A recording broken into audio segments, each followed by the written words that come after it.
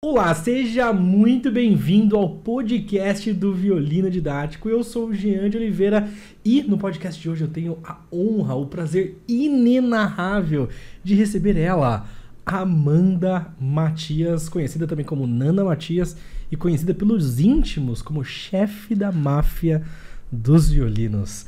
E também conhecida como senhorita didática. É um prazer inenarrável te receber aqui, tudo bem? Tudo bem, e você? Muito melhor agora. Então, Amanda Matias, esse podcast então é dedicado aos amantes do violino e a gente vai falar um pouco sobre a história da professora Amanda, que é uma das professoras também da equipe do Violino Didático, e ver como que essa história pode te inspirar na sua própria jornada com o violino. Vamos lá, professora Amanda? Bora. Tem alguma coisa que você queira falar nessa parte introdutória para os nossos ouvintes? Não, acho que é só agradecer o convite de estar aqui. É uma honra tê-la aqui. E aquela pergunta, né? Poxa, violinista, toca violino há quanto tempo já? Uau, não sei nem quantos anos. Vamos fazer as contas juntos? Vamos fazer as contas. Comecei com 17, 16 para 17. Vixe, e agora as pessoas vão ter que saber qual é a sua idade para poder fazer esses cálculos. Eu tô com 34 agora. Então você começou com 16, significa que você toca há 14 anos. Isso. Não. Isso aí. Não, porque eu acho que tem mais, né? Não, há 16 anos. Isso. Nossa, se eu tiver errado, vocês me desculpem. Mais ou menos 16 anos tocando 16 violino. anos. Foi uma história... 16 anos fazendo a mesma atividade, vamos chamar assim. Foi uma história linear, assim, amor ao violino, todo dia é o melhor, um dia melhor do que o outro. Acho que não. Não? Acho que a grande maioria nunca é, né? Não? Não. Ok. E como que o violino chegou na sua vida? Eu me inscrevi na minha cidade, eu sou de Aparecida, para quem não conhece, Aparecida do Norte, na cidade da Basílica. E aí abri um projeto chamado Projeto Músicos do Santuário de Aparecida, Pequenos Músicos do Santuário de Aparecida, também conhecido como Projeto Pensa. Até na época tinha uma piada lá, que você pensa que você sabe tocar porque você tá no Pensa. Existiam vários trocadilhos. Quem é das antigas vai lembrar disso. E aí minha mãe viu lá, os parentes, né, a avó, os tios viram. E eu era uma criança que fazia muita coisa, uma adolescente. Eu andava de skate, eu fazia balé, eu fazia teatro, eu fazia canto, eu fazia várias coisas. Então era mais uma atividade para eu estar, né, ocupando a cabeça. E aí fui fazer, mas não tinha vaga para o violino, porque foi um projeto pioneiro na cidade e na região. E aí eu entrei para fazer, aí entrei no canto coral, porque não tinha vaga para o violino. Ok, não tinha vaga para o violino, coral dá para colocar um monte de criança cantando junto. Exato, bota todo mundo lá na sala e canto coral. E aí eu lembro que eu passei na frente de uma sala, eu nunca tinha visto um violino, e aí as salas, tipo, os quadradinhos, assim, umas janelinhas, e tinha um professor tocando violino, ele estava tocando a sonata número 1 do Bach, e ele estava tocando esse violino. Ah, olha só, esse aqui é o violino da professora Amanda, que a gente colocou aqui na mesa, esse violino lindo. E aí foi a primeira vez que eu vi e ouvi um violino, e aquilo mexeu muito comigo. Eu estava começando os estudos com contrabaixo, né? Um instrumento bem pequenininho, para quem não conhece. Mas assim. você começou no coral. Como que veio a história do contrabaixo? Porque nos meus momentos de folga eu queria fazer um instrumento. E aí tinha um professor lá no projeto e contrabaixo não tinha ninguém, porque ninguém queria estudar contrabaixo. Instrumento gigante. Não é o contrabaixo elétrico. Não, é o contrabaixo acústico. Gigante. É o violino gigante. E aí, como ninguém queria, nos meus momentos livres eu ia lá estudar e estava fluindo as coisas até que eu falei, não. Agora, violino é legal. Mas assim, você falou 16, 17 anos. Não é comum uma adolescente de 16, 17 anos se interessar por instrumento. Você foi por vontade mesmo ou porque sua mãe... Para eu entrar no projeto, foi porque as pessoas me indicaram. E aí eu queria muito ter coisa para fazer fora de casa. Acho que todo adolescente quer ficar fora, né? Não quer ficar em casa. E aí falei, legal. E aí fiz amizades lá dentro que foram muito bacanas, algumas que eu carrego até hoje, né? Que estão há muitos e muitos anos comigo já, de amigas. E aí vi o violino, eu fiquei encantada. Falei, esse é pequenininho, dá para carregar, é mais fácil de levar. E aí pedi a vaga. E aí vem a parte curiosa, que é, você pode entrar, eu recebi a notícia da direção, que era, eu poderia entrar, a gente estava no meio do ano, mas eu tinha que acompanhar a turma. O mesmo nível da galera. No mesmo nível da turma. Mesmo que eles já estavam há mais tempo. Porque na teoria eu já conhecia alguma coisa de música. Então eu tinha que chegar no nível deles. Então foi um desafio no comecinho. Cara, que maluco. Então você, 16, 17 anos, queria sair de casa. Ela comentou uma coisa muito interessante que... Normalmente quem tá aprendendo violino não tá muito preocupado. Quem começa a aprender música não tá muito ligado nisso, que é o trabalho que é carregar o instrumento. Então, o violino, pô, você põe nas costas, é tipo uma mochila, você vai pra onde você quiser. Como eu estava estudando contrabaixo, eu tinha que tirar de uma sala e arrastar ele até a outra, do final do corredor, para guardar o instrumento. Eu não sei se ainda continua assim lá, mas era um corredor muito grande. O projeto ainda existe? O projeto ainda existe. E agora ele é muito maior do que quando eu estava lá. Caramba, você foi da primeira turma ou não? Fui da segunda remessa dos alunos. Que legal. Caramba, não sabia. Então você viu o contrabaixo lá, viu esse professor tocando era o adágio? Era o adágio. Tocando o adágio da primeira sonata de Bach. Nosso editor provavelmente vai colocar meio que de fundo musical aqui agora. Lindíssimo.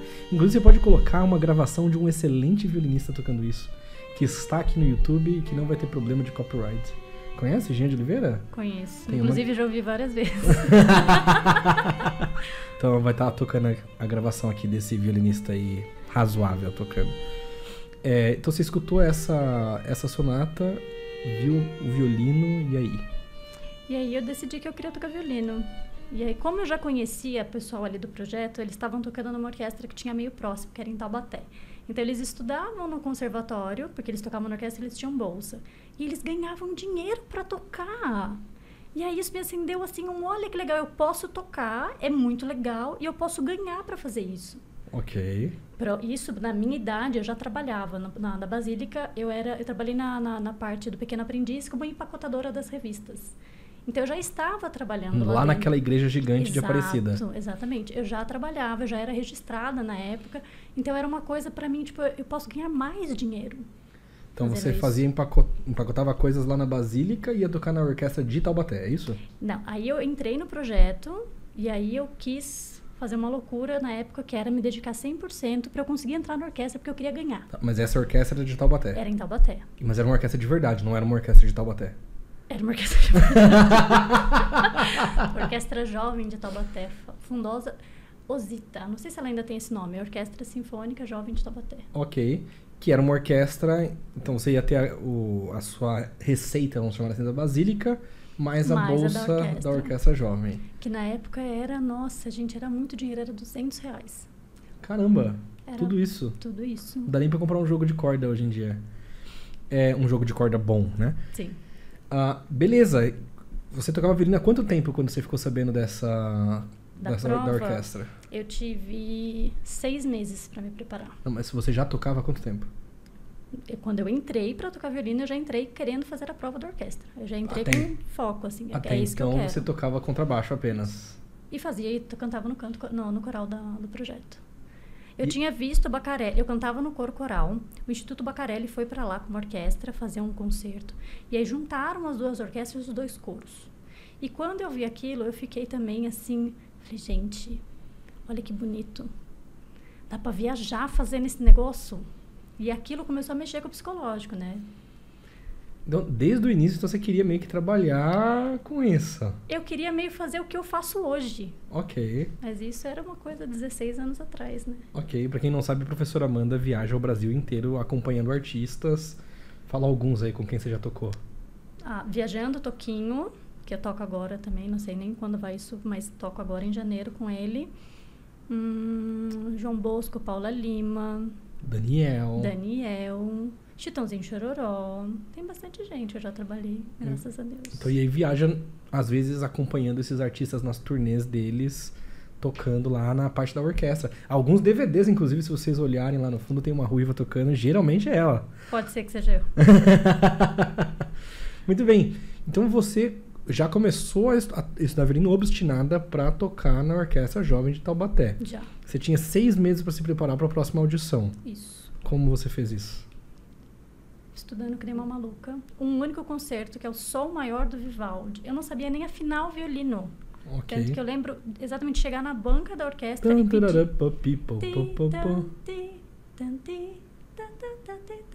Ok. E aí eu lembro de chegar na banca e pedir pro Jorge Kisley. Jorge já faleceu, mas ele estava na banca. E eu pedi para ele afinar o meu violino. Porque eu entrei para fazer uma prova que eu não sabia nem afinar o violino. E aí eles acharam aquilo o máximo. De eu parar e falar, você pode afinar para mim? né? Ele afinou e aí eu toquei o concerto e aí eu entrei na orquestra. Ah, então a primeira orquestra que você tocou foi a Orquestra Jovem de Taubaté. Foi a Orquestra da Basílica e aí a Orquestra de Taubaté. A do projeto que eu trabalhava, eu já tocava lá, né? Que eu estudava ali, então eu tinha que tocar na orquestra. Ok.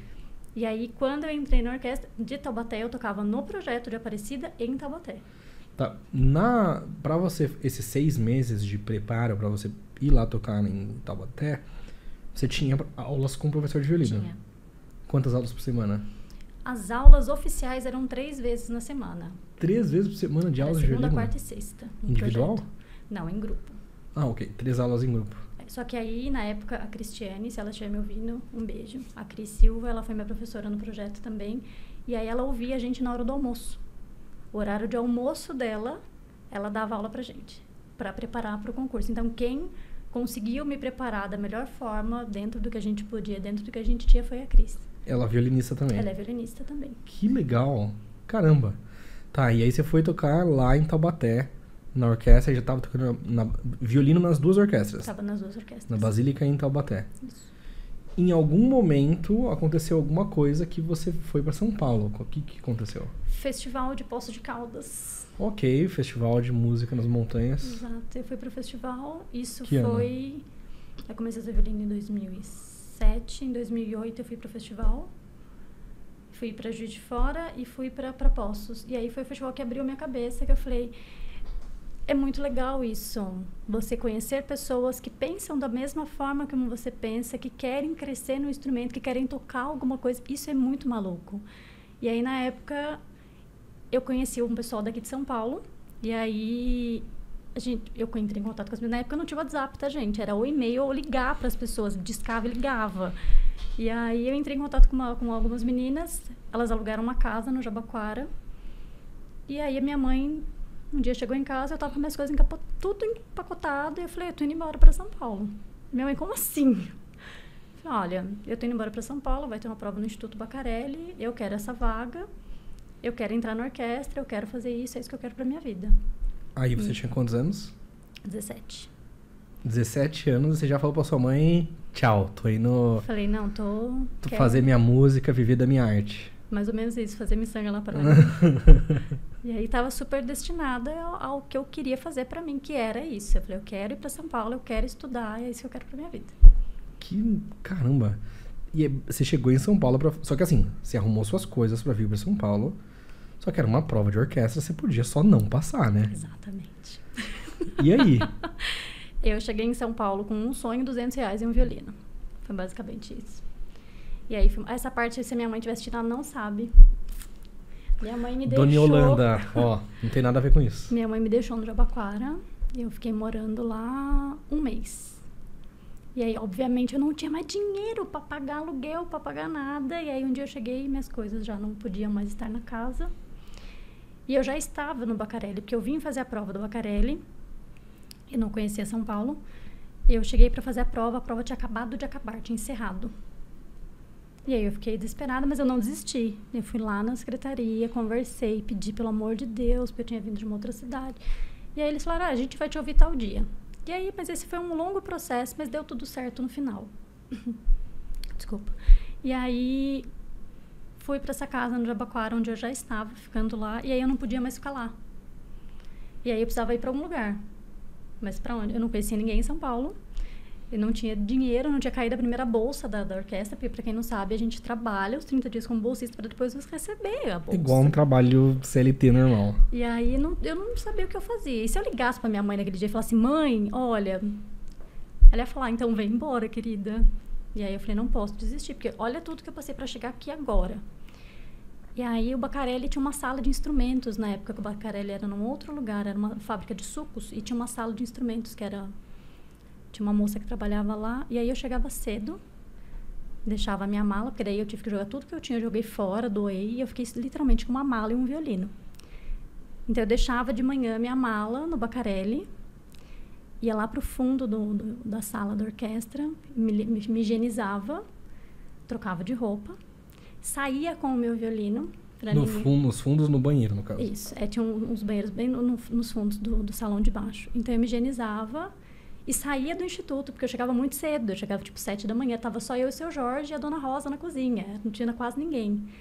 E aí o seu Jorge sabia que eu precisava disso. E aí eu esperava a moça da sala dos instrumentos chegar. Então eu ia lá, fazia isso e saía pra ninguém ver que eu tava lá esperando.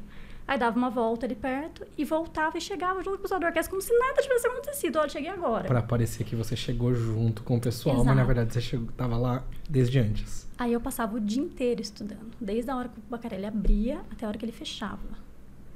E a hora que ele fechava vinha o desespero, que eu falava, agora pra onde que eu vou? Então, eu passei 28 dias dormindo no vão do MASP.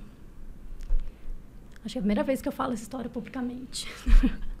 Passei 28 dias dormindo no vão do MASP, que foi até cair a primeira bolsa, até eu respirar e falar, agora eu posso, minha vida vai começar. Então, foram 28 dias num processo, num looping. 28 dias, não necessariamente dormindo, né? Mas, tipo, acordada ali no vão do MASP, Exato. de madrugada, uma menina de 17 anos. É que naquela época, hoje ali é muito diferente. Naquela época era um monte de gente, literalmente, com umas cabaninhas de acampamento. E os hippies. Não tinha... É lógico, gente, que o perigo, pelo amor de Deus, não jamais façam isso. Peçam ajuda pra qualquer pessoa, mas não façam isso. Mas naquela época eu fiquei tão assim... Eu tinha vergonha de pedir ajuda pras pessoas por essa situação. E mais ainda de ter que pedir pra minha mãe. Eu tinha tanta vergonha de, imagina, ter que ligar pra minha mãe e falar, mãe, me ajuda. Na minha cabeça, isso era inconcebível, porque era meu sinal de fracasso total. Então, eu falava, não, vou passar. E aí, eu tocava para conseguir uma graninha para pagar o metrô, para comer os dogão da estação prensado de R$1, né? Nossa, gente, na minha época tinha um dogão prensado, todas as estações de R$1. E aí, eu comprava esse dog, era meu almoço, minha janta e tudo mais que precisasse. E durante o dia eu comia no Bacarelli, porque a gente tinha os lanches, né? Então... Durante 28 dias. Durante 28 dias. E nada de ruim aconteceu. Amém. Ok. Aconteceram algumas situações, mas nada... Tô aqui, viva. Ok. Passado isso, então, qual foi seu próximo destino? Fiquei no Bacarelli. Aí fui morar lá dentro de Heliópolis. Num quarto e cozinha com mais 5 pessoas. E aí, dali... minha vida começou, musicalmente falando, né? Aí eu fui ter aula lá dentro e foi muito bom. Foi o processo de descoberta no violino mais maluco, porque eu tinha 1 ano de violino quando eu entrei na... Pra quem não tá familiarizado, né, sobre o Instituto Bacarelli, eles têm um projeto de música bem legal lá. Hoje é até mais legal ainda, né? Porque foi melhorando, né? Normal, conforme o tempo foi passando. Mas basicamente funciona quase como um colégio interno para quem quer aprender música. Exato. Então, assim, você tem aula... Hoje em dia, eu acho que é de segunda a sexta. E aí você tem prática de orquestra, você tem as matérias teóricas, você tem canto coral, você tem tudo, práticas em conjunto, música de câmara, etc.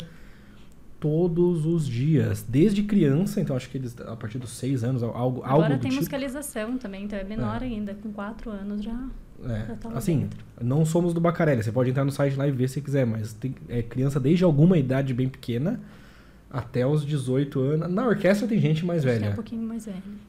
Até os 20 e poucos na orquestra deve ter gente lá.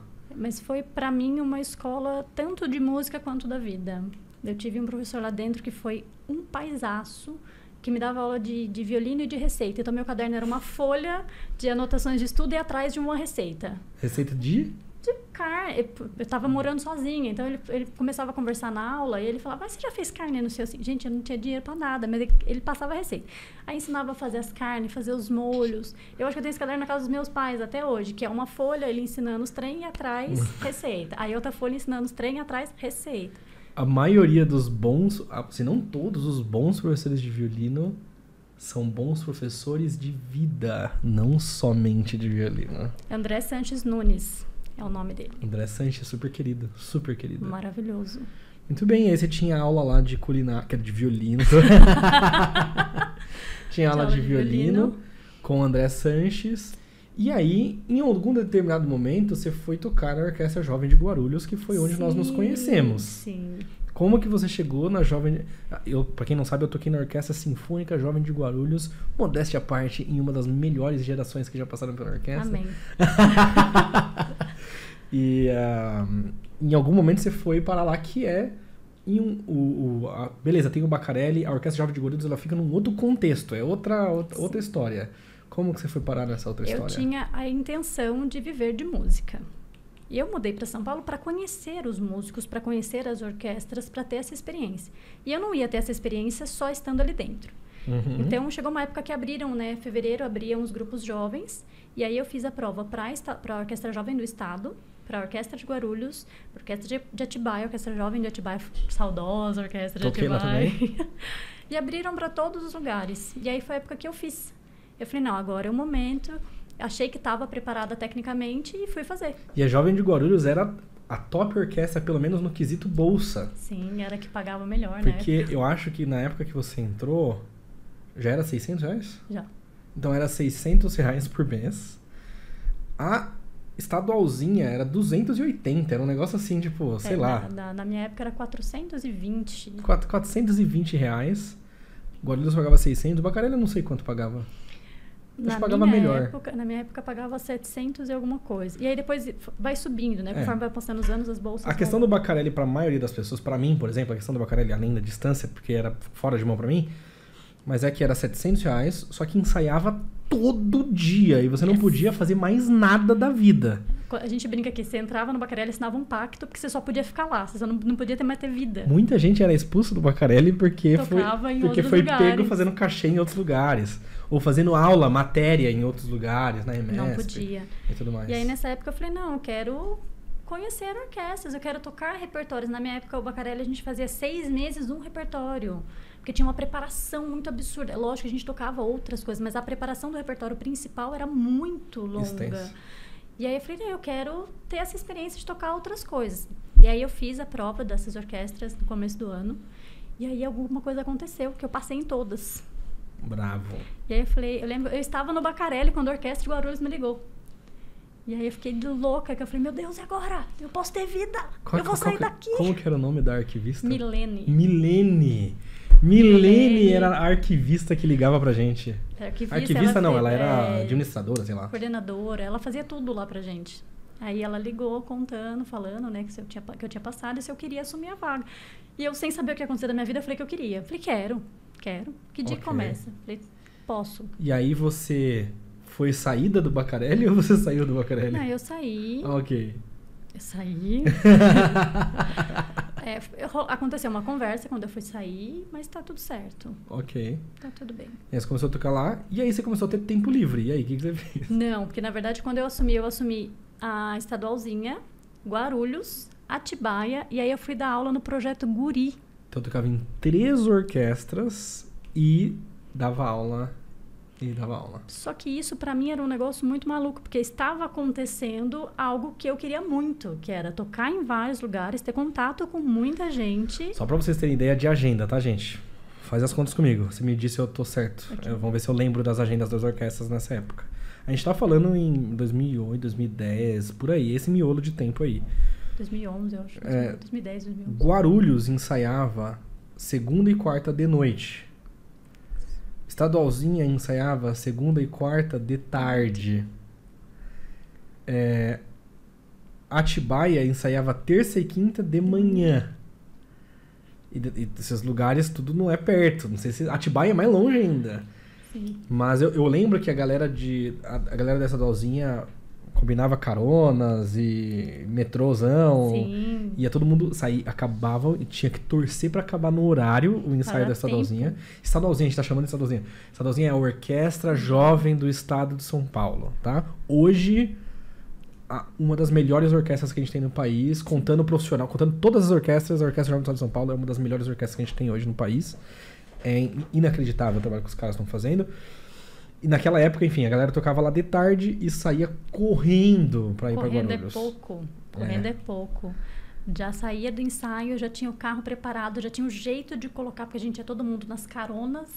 E apesar do nome, tá, gente? Orquestra Jovem do Estado de São Paulo, Orquestra Jovem de Guarulhos, essas orquestras, elas são meio que, como eu posso chamar? Bico para músicos que já atuam profissionalmente, que já estão trabalhando profissionalmente. E, por uma questão legal...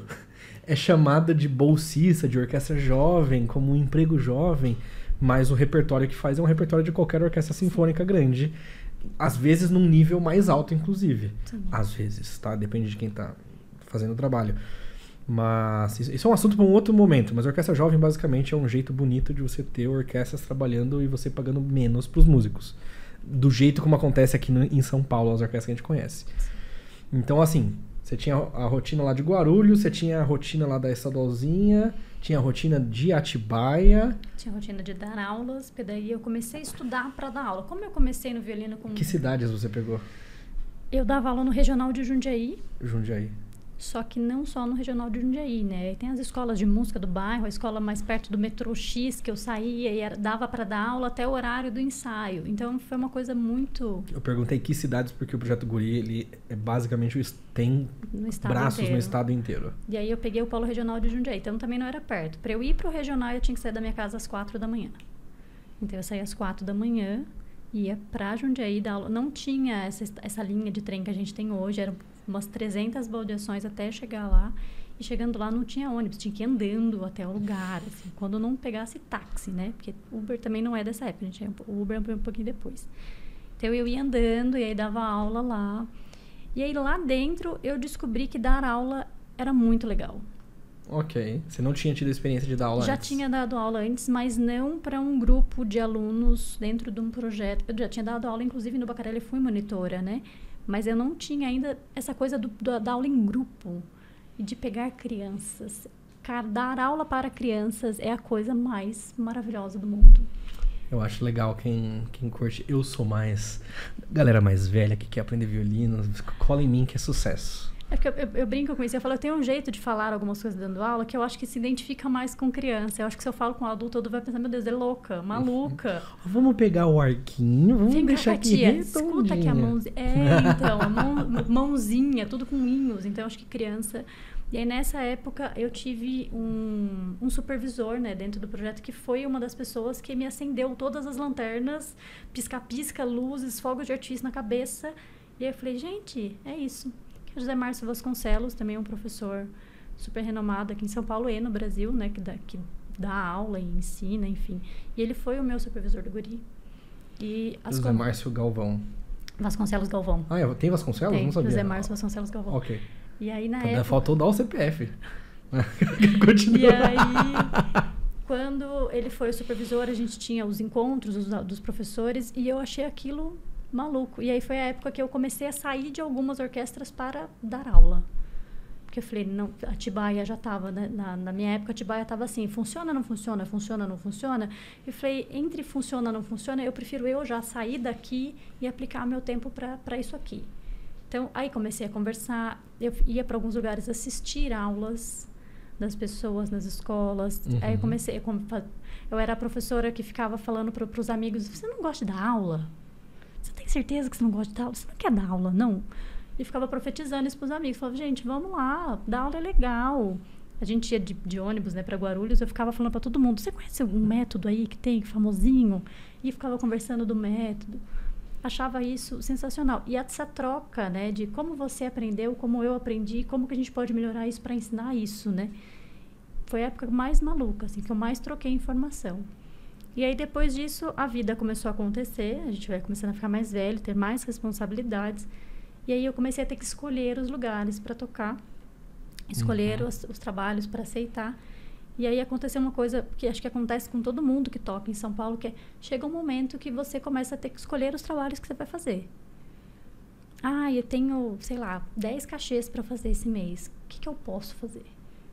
Exatamente. O que cabe? O que vale a minha energia? O que vale a minha atenção? E não é ser melhor do que ninguém. Você tem coisas, responsabilidades para cumprir na orquestra. Você tem responsabilidades para cumprir na vida. E aí você começa a pensar. Fala, poxa, esse aqui paga mais, esse aqui paga menos. Esse aqui é mais perto da minha casa. Esse aqui é mais perto do metrô X. E aí foi a época que eu comecei a ponderar o que eu queria fazer. E começar a estudar um pouquinho mais. Porque eu tinha coisas que eu ainda queria fazer e ainda quero fazer como violinista, que eu ainda não consegui. Eu descobri que eu tenho 34 anos e que eu não tenho nenhuma gravação minha tocando nada. Eu consegui apagar todas as gravações que eu tinha de concurso, de absolutamente tudo. E aí eu falei, agora eu quero gravar, quero ter algumas coisas que eu ainda quero. Então o pessoal pode esperar nas suas redes sociais que vai ter gravação esse ano. Nas redes sociais eu já não sei.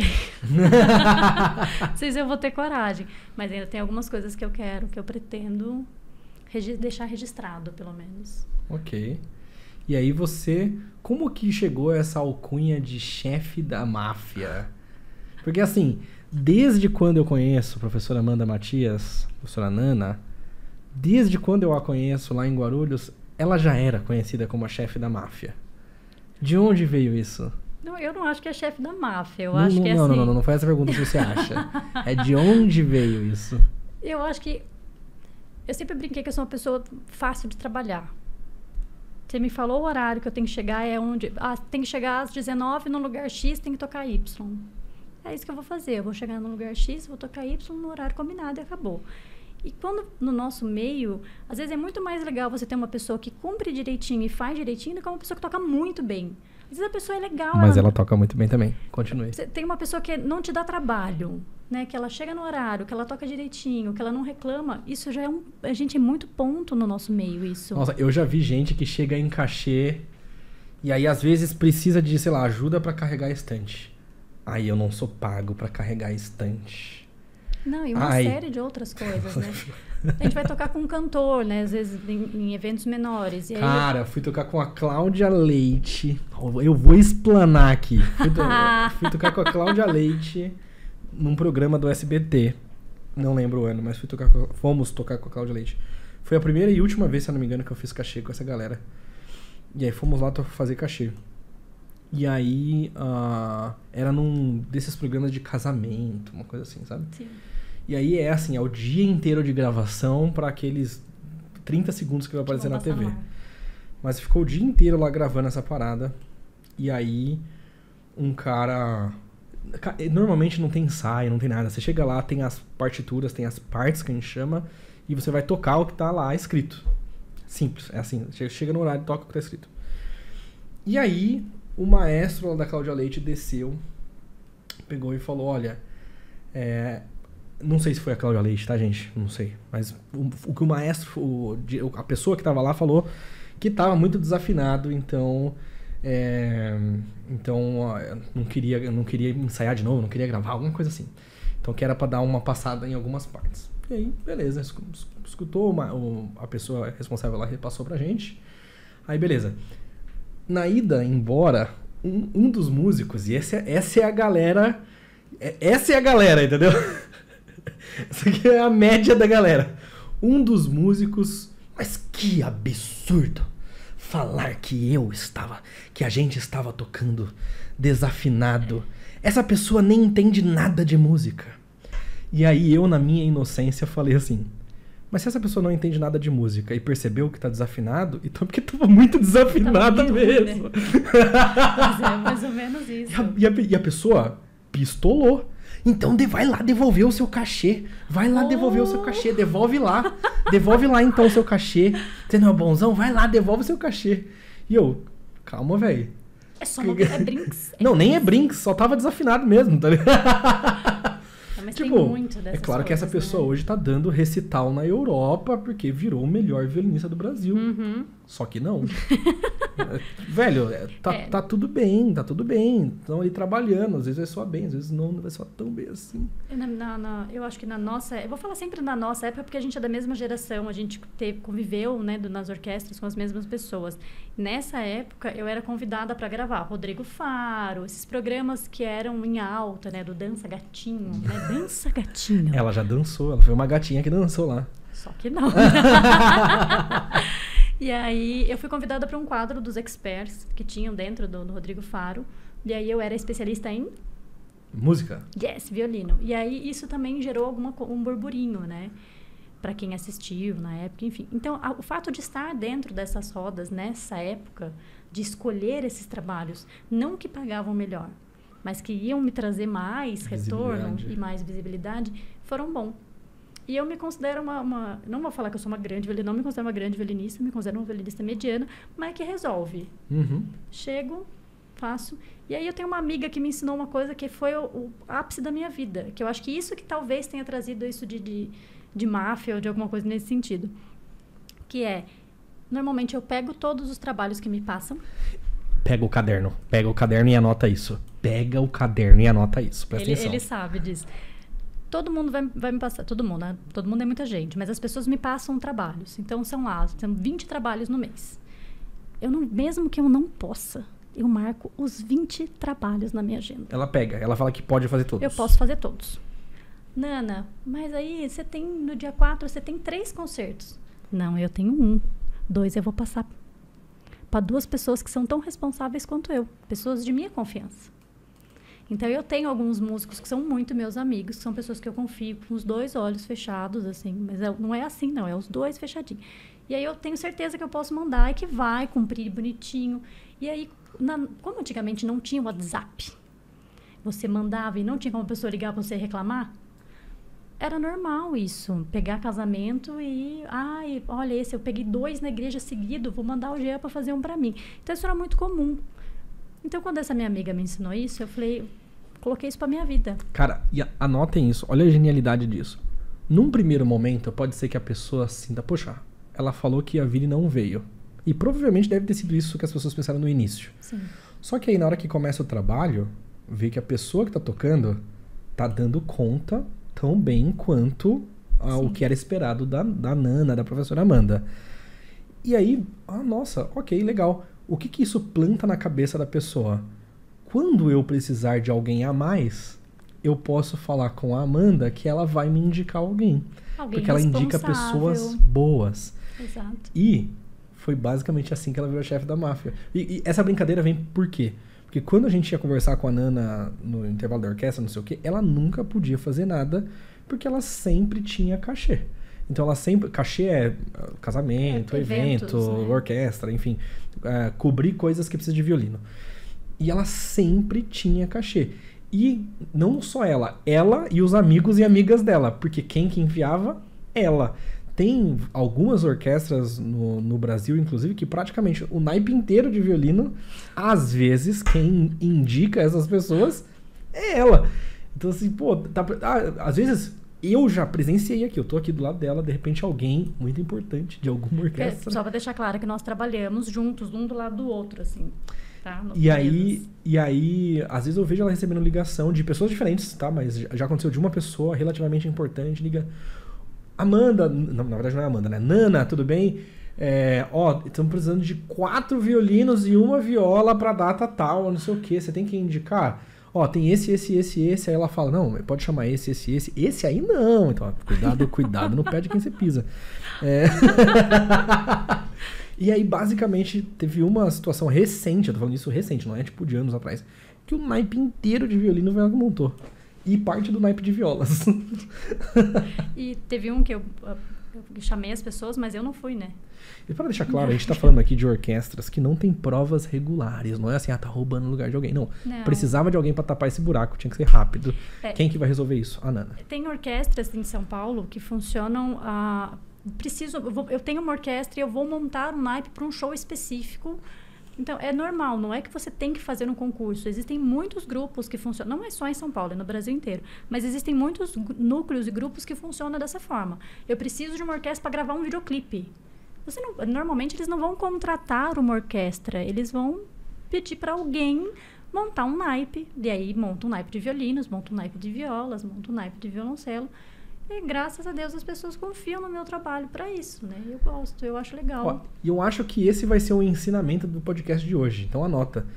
Quando você começar a chegar no nível de receber trabalhos, de chamarem para casamento, para evento, para orquestra, etc., tenta, dentro das suas possibilidades, se você tiver pessoas tão boas quanto você, pelo menos no sentido de compromisso e que vão dar conta do recado que você está sendo solicitado, aceita tudo, depois fica com os melhores, os que pagam mais ou os que estão mais perto de você.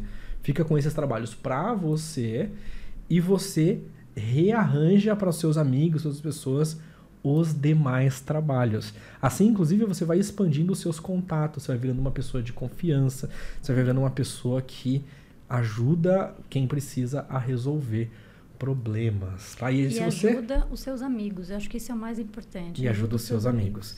E se você é professor de violino, muita atenção, se você é professor de violino, é muito importante você se capacitar para dar aula de violino, para você poder ter a sua escola, dar aula em outras escolas, e por isso eu vou dar um curso de capacitação para professores de violino. E o link para você participar desse curso, se cadastra, porque já vai acontecer, tá? Vai estar aqui abaixo desse vídeo. Se você quiser aprender violino, também vou colocar um link de um curso gratuito de violino para quem quer aprender. Então vai ter aqui um link para quem quer aprender violino do zero em casa e um curso para quem quer aprender a ensinar violino. Ou seja, você já é violinista e quer aprender a ensinar violino para ter bons resultados. Tem recados finais, professora Amanda? O curso gratuito começa dia 17 de fevereiro. 17, não 19. pode falar datas porque... então essa parte a gente não, a gente não vai cortar nada. A gente não vai falar datas porque o link vai ficar sempre aqui. Conforme atualizarem as datas, a gente atualiza o link. Então, se você tá no comecinho de ano, então... Exatamente. Ou no meio, ou no final. Jamais saberemos. O link vai estar funcionando aí, independente da data. Ok. Tá bom? Pode ser que o próximo curso seja daqui a muito tempo, então já se cadastra agora. Tá bom? Então é isso, tenham todos... Ó, se você gostou, se inscreve no canal, curte, comenta, compartilha, faz cortes, posta no TikTok, onde você quiser. Deixa perguntas pro próximo convidado. Sugira convidados aqui nos comentários. Vai ser um prazer inenarrável, dependendo de quem você colocar o nome aí dentro. Aí abaixo. Um abração e até mais. Tchau. Sensacional, maravilhoso.